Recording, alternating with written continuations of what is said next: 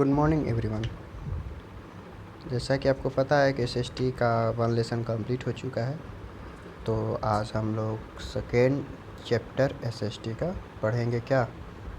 Inside our earth, अपने अर्थ के आंतरिक भाग के बारे में थोड़ी बहुत जानकारी जो दिया है उसके बारे में पढ़ेंगे। ठीक है। We have acquired detail knowledge about the earth surface today. हम लोग बहुत सारे नॉलेज अपने अर्थ के सरफेस के बारे में ले चुके हैं। हम मतलब हमारे साइंटिस्ट। ठीक है।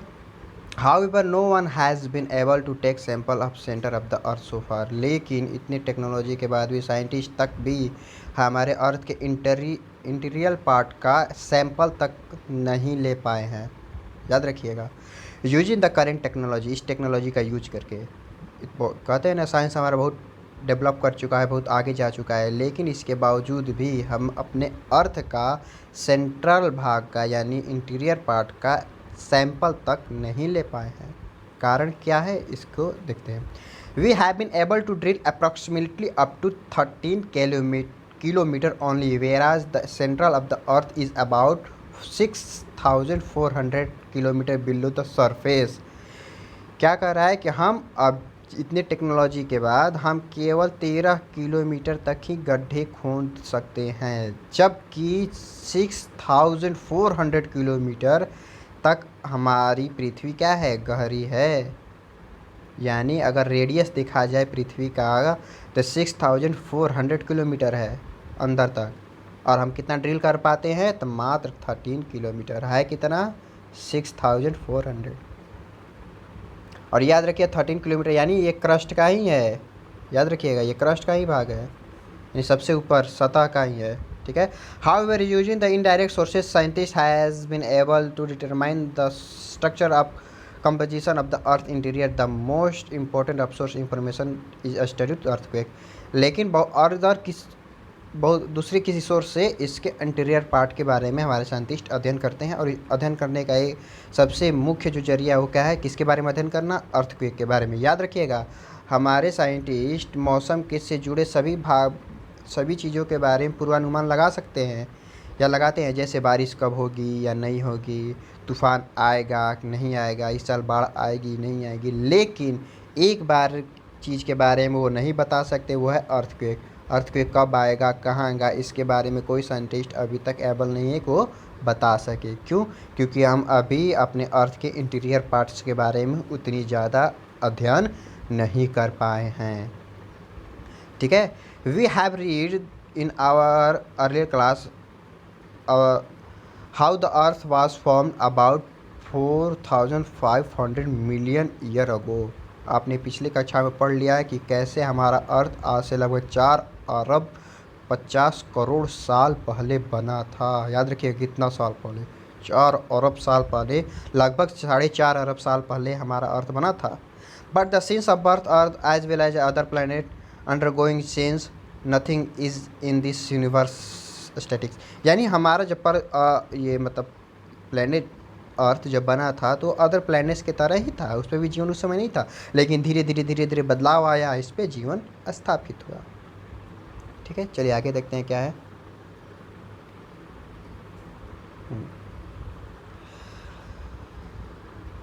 सरफेस ऑफ द अर्थ, अर्थ के सरफेस के बारे में आज पढ़ेंगे क्या है। ठीक है।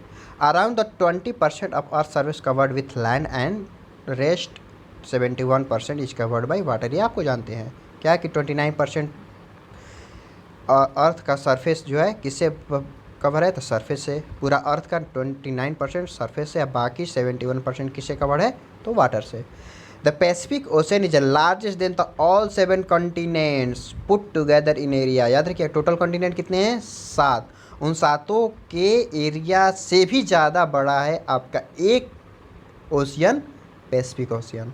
याद रखिएगा, पैसिफिक ओशियन का एरिया 7 कॉन्टिनेंट के एरिए से भी बड़ा है। तो आप समझ सकते हैं कि ये पूरे अर्थ पे कितना पानी होगा, आप अनुमान लगा सकते हैं। द डिस्ट्रीब्यूशन, ठीक है। What are the factor of effect the distribution of land and water, the distribution of affected by climate and tectonic activities. जाहिर सी बात है जब डिस्ट्रीब्यूशन हुआ पानी का और ये लैंड्स का, तो इफ़ेक्ट करेगा किसको, क्लाइमेट चेंज को और टेक्टोनिक एक्टिविटीज़। टेक्टोनिक एक्टिविटीज़ क्या होगा इसको आगे बताया जाएगा, ठीक है। चलिए आगे बढ़ते हैं, just a minute. If you see a physical map of the world, you can better understand how land and water are distributed around the earth. अगर आप देखे होंगे फिजिकल मैप पूरे वर्ल्ड का, तो आप देखे होंगे कि किस भाग में लैंड्स है, किस भाग में सरफेस है, किस भाग में वाटर है, किस भाग में ओशियन या सी है। ये आप अच्छे से समझ सकते हैं, देख सकते हैं, ठीक है। ग्लोब से भी आप अच्छे से देख सकते हैं। Can you name the continents, जाहिर सी बात है आप सारे कंटिनेंट्स का नाम जानते होंगे, कौन सा कंटिनेंट कहाँ ये भी जानते हैं। टोटल 7 कंटिनेंट्स है, ये आपको पता है। Out of the northern hemisphere and the southern hemisphere, याद रखिएगा अर्थ को 2 भाग में बांटा गया है, south hemisphere and north hemisphere, ठीक है। ऊपर वाला नॉर्थ, नीचे वाला south hemisphere. Which hemisphere has more land under it, किस हेमिस्फीयर के पास सबसे ज़्यादा लैंड है, वो है नॉर्थ हेमिस्फीयर। याद रखिएगा नॉर्थ हेमिस्फीयर के पास सबसे ज़्यादा लैंड है बशर्ते साउथ हेमिस्फीयर की अपेक्षा, ठीक है। The distribution of land and water has a great impact on the global climate pattern and rainfall. याद रखिएगा लैंड और वाटर का डिस्ट्रीब्यूशन किसको इफेक्ट करता है, क्लाइमेट और रेनफॉल को। आपके आपके ये जलवायु और बारिश को इफ़ेक्ट करता है। तो याद रखिएगा हर जगह पे अलग अलग मौसम अलग अलग समय पे होता है, अलग अलग समय पर बरसात होती है। क्यों, क्योंकि इसका डिस्ट्रीब्यूशन अलग अलग जगहों पर एक समान नहीं है, ठीक है। From where do we get moisture for precipitation, it is from the sea.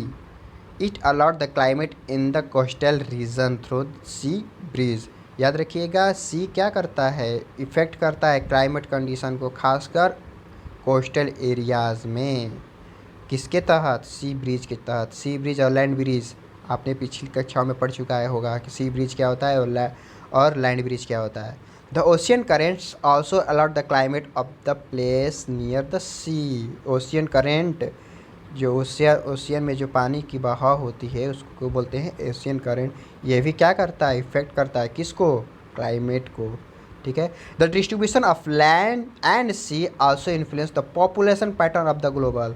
Distribution of land and sea ये किसको इफेक्ट करता है, प्रभावित करता है, पॉपुलेशन को भी। पॉपुलेशन में बढ़ना नहीं, किसी एक एरिया में ज़्यादा लोगों का रहना। अब देखे होंगे हर जगह बहुत सारे तरीक़ों के लैंड्स हमारा डिवाइडेड है, लेकिन क्या हर जगह उतनी ही मात्रा में लोग रहते हैं, नहीं। चलिए इसको और अच्छे से आगे पर लिखते हैं, ठीक है।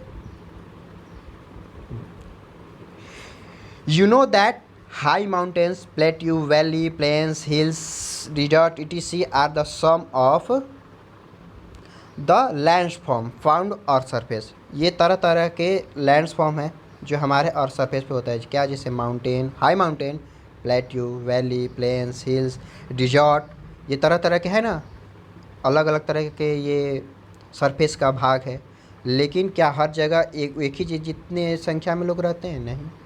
सबसे ज़्यादा प्लेन्स में लोग रहते हैं, याद रखिएगा सबसे ज़्यादा लोग कहाँ रहते हैं, प्लेन्स में, क्योंकि हर चीज़ों की यहाँ पे क्या होती है, वैरायटी लोगों को मिलती है, हर सुविधाएं यहाँ पे मिलती रहती है, ठीक है। The ever variety of land form influence the population on the earth. Earth पे पॉपुलेशन को इफेक्ट करती है, प्रभावित करती है। क्यों अब कहिए क्यों प्लेन्स पे सबसे ज़्यादा लोग रहते हैं, क्योंकि प्लेन्स पे हर सुविधाएं मौजूद है, पानी से लेकर यातायात से लेकर हर तरीके की सुविधाएं यहाँ पे मौजूद है। जबकि माउंटेन प्लेट्यूज़ और में ये सारी सुविधाएं मौजूद नहीं होती है, बहुत मुश्किल होती हैं। The high mountain peak of the Himalaya, mount Everest, पता है सबसे जो ऊंचा है पृथ्वी पे, हमारे अर्थ पे, तो सबसे ऊंचा है क्या, हिमालय का माउंट एवरेस्ट। और सबसे डीपेस्ट है वो ओशियन में, कौन, मरीना ट्रेंच। ये किस ओशियन में है, तो पैसिफिक ओशियन में, याद रखिएगा। और पैसिफिक ओशियन का मरीना ट्रेंच की जो गहराई है वो कितना है, 11 किलोमीटर, ठीक है। और ये आपका माउंट एवरेस्ट का हाइट क्या है, तो 4850 मीटर है, ठीक है। कितना है, सॉरी 8850 50 ये मीटर है। किसका? हाइट माउंट एवरेस्ट का। याद रखिएगा किसी किसी बुक में 8848 भी देता है, ठीक है, 8848 भी देता है, लेकिन क्या आपको बता दें कि सबसे यंग हमारा माउंटेन है हिमालय, और ये दिन प्रतिदिन अपनी ऊंचाई बढ़ाता चला जा रहा है। तो किसी बुक में दिया होगा 48 मीटर और हम बता रहे हैं 8850, तो ये मत कहिएगा कि ये गलत है, क्योंकि ये पहले का होगा, अब धीरे धीरे ये अपनी ऊंचाई बढ़ा रहा है क्योंकि सबसे युवा है। ठीक है, चलिए आगे बढ़ते हैं। अब ये कहिए कि इसकी ऊंचाई या गहराई किस मापा जाता है, तो उसका लेवल क्या होगा? तो उसका लेवल होता है सी लेवल। सी लेवल से ही हम ऊंचाई और गहराई मापते हैं।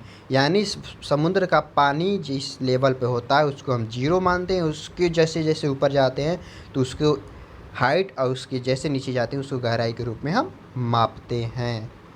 अगर सी लेवल से हमारा माउंट एवरेस्ट का ऊंचाई मापा जाता है, न कि जहाँ से हिमालय शुरू हुआ है वहाँ से। ठीक है, चलिए अब चलते हैं किस पे? स्ट्रक्चर ऑफ द अर्थ। हमारी अर्थ का स्ट्रक्चर कैसा है? The Earth's interior is marked by the layered arrangement of rock and other material in different states, ranging from solid at the surface, semi-molten and molten state in the interior, and condensed state in the innermost part of the earth। यानी किस mainly 3 भाग में बांटा गया है। एक ठोस जो कठोर यानी हार्ड होता है, दूसरा अर्ध पिघला, और तीसरा जो होता है पिघला। यानी ये तो बात फिक्स है कि सबसे ऊपर वाले भाग में जितने भी मटेरियल्स होंगे वो क्या होंगे? वो सॉलिड होंगे, ठोस होंगे। उसके अंदर जाएंगे तो उतने सॉलिड नहीं होंगे, पूरी तरह से पिघले भी नहीं होंगे।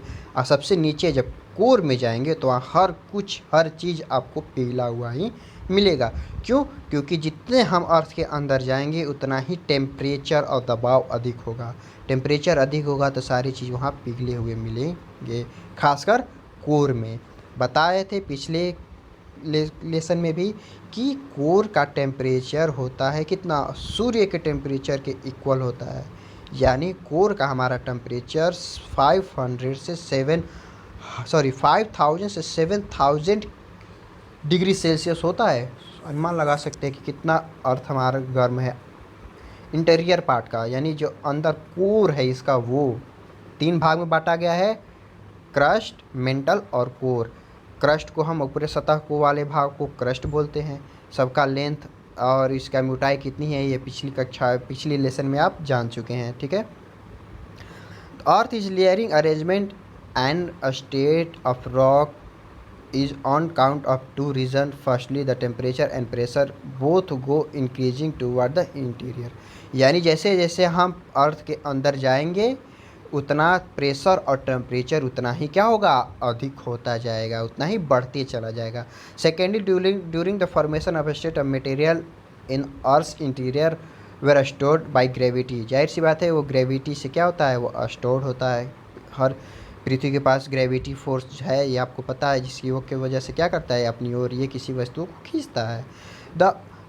This means of heavier elements like iron sank towards the interior most central of the earth, and lighter material like silicates and other including water rose become the part of crust. याद रखिएगा, जो हल्के पदार्थ होते हैं वो crust के भाग में होते हैं यानी ऊपरी सतह पे होते हैं, और जो ठोस पदार्थ होते हैं वो पृथ्वी के इनर भाग में होते हैं। या तो मेटल में होंगे या तो कोर में होंगे। क्रस्ट में वो पदार्थ मिलते हैं जो हल्के होते हैं। ठीक है, ये मत कहिएगा पानी हल्का होता है तो सरफेस पे नहीं, सरफेस के अंदर ही होता है, अंदर भी मिलता है ज़मीन के अंदर, लेकिन वो ज़मीन के अंदर वो क्रस्ट में ही मिलते हैं, पानी क्रस्ट में ही मिलता है। ठीक है, base of this property in the interior of the earth can be divided into 3। ठीक है, याद पता है आपको अर्थ का ये जो 3 भाग में बांटा गया है, जस्ट लाइक ओनियन देखे होंगे, जैसे जैसे छिलते जाएंगे उसको वो खुलते चला जाता है। क्रस्ट, मेंटल एंड कोर 3 भाग में बांटा गया है। किसको? Crust, mental, core. क्रस्ट सबसे ऊपर, उससे नीचे मेंटल, और सबसे इंडर पास जो होता है उसको क्या बोलते हैं? कोर। ठीक है। ये सबसे ज़्यादा गर्म होता है कोर, याद रखिएगा कोर सबसे ज़्यादा गर्म होता है। यहाँ पर हर चीज़ आपको पिघला हुआ ही मिलेगा। If you were considered a volume of earth then the crust weight is only 0.5%। अगर हम वेट किया जाए पूरे अर्थ का, इसका भार मापा जाए, तो उस भार में सबसे कम जो होता है वो किसका वेट होता है? क्रस्ट का, यानी हमारे सतह का। उसके बाद किसका आता है? मेंटल का। उसका वेट में कितना भागीदारी होता है? तो 16.5% का। सबसे ज़्यादा वजन किसके पास है? कोर के पास, क्योंकि इंटीरियर पार्ट है, सबसे चौड़ा पार्ट है, और साथ ही सारे, क्योंकि ऑलरेडी बताया गया है कि कोर में सबसे भारी वज़नदार पदार्थ कोर के पास होता है, इसलिए यह सबसे ज़्यादा वज़न गेन किए हुआ है। कोर 83% भार पृथ्वी का केवल कोर के पास है, बाकी 70% क्रस्ट और मेंटल के पास। ठीक है, तो इतना आप पढ़े। आगे की टॉपिक नेक्स्ट क्लास में डिस्कस की जाएगी। इतने तक आप क्वेश्चन सेट करिए, क्वेश्चन का आंसर लिखिए, और कोशिश कीजिएगा कि क्वेश्चन का आंसर बहुत हार्ड ना हो, बहुत इजी भी ना हो। ठीक है, चलिए, धन्यवाद।